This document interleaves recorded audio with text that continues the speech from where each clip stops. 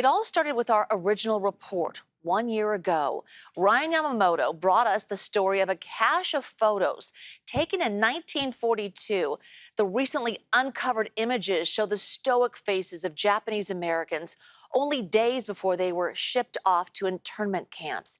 Ryan is joining me now in studio after airing this original story. And what's so amazing is that people saw the story and then reached out to you after recognizing some of the photos. Well, and that was the goal when we did that original story. We were hoping to connect people to their family history, a history that maybe they had no idea actually happened. And this past month, two cousins from Chicago decided to make the journey to Northern California, all with the hopes of learning more about their own family history. It's like traveling back in time, an adventure these two cousins, Peggy and Candice, decided to make together. Piecing together bits and pieces of what we know.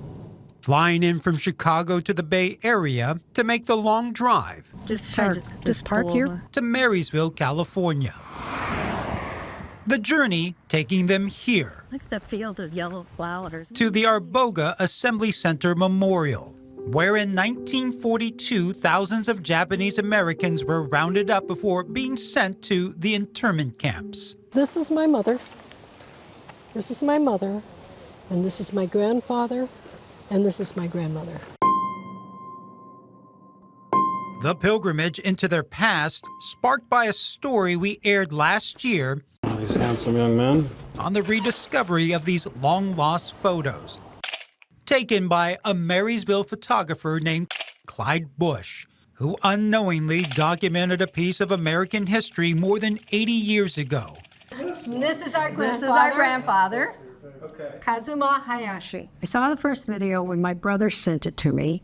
He lives in San Francisco. And he lives in the San Francisco area. He forwarded it to me, and then I looked at it and immediately spotted my mother. Women. Mom, there she is.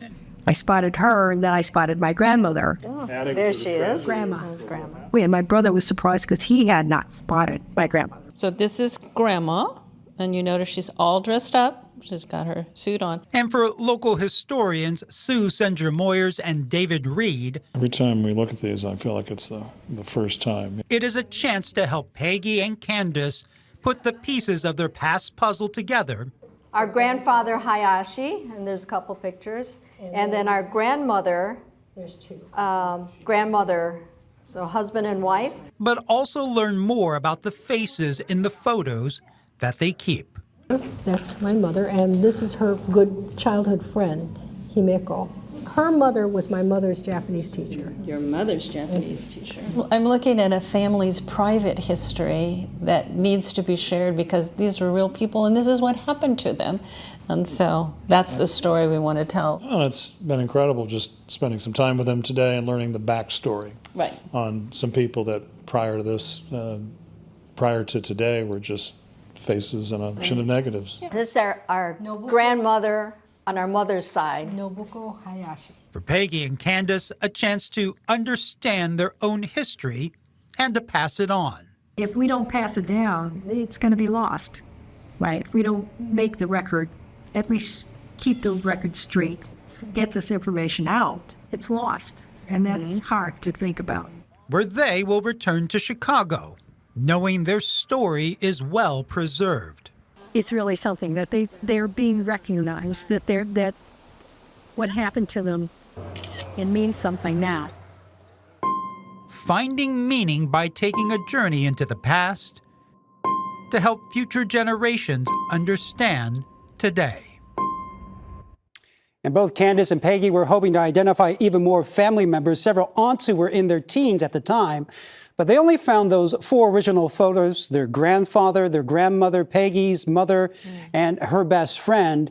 And what we found out is maybe because they were younger, those aunties, there's 6 of them. Right. They weren't 18. So only the people who got their photos taken were over the age of 18 at the time. So for some reason, the younger kids did not take their photos. This is so touching. And, little backstory, you and I sit next to each other in the newsroom, and I saw you taking so much time and care and compassion for every single edit that you made to show those photos. And that was your exact intention, to have at least one family connect. So what was that like when you got that phone call from someone in Chicago that saw your story? I mean, it meant a lot to me, you know, because here are these photos, and you can see it on their faces, right? They're very stoic because they know in a couple days they're getting shipped off to internment camps. But at the same time, look how everyone's dressed. Yeah.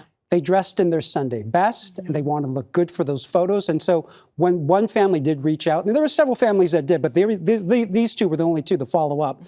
When they said they're coming, I said, I'm coming with you, whether you like it or not. No, but it was touching to see them kind of retrace their past. And even though they didn't find anything new, for them just to walk around the town to see this is where it all started for our family, it was a discovery for them. A work of art. I'm so glad we sit near each other so I can watch you in action. Yes. All right, look forward to more. Thank you, Ryan.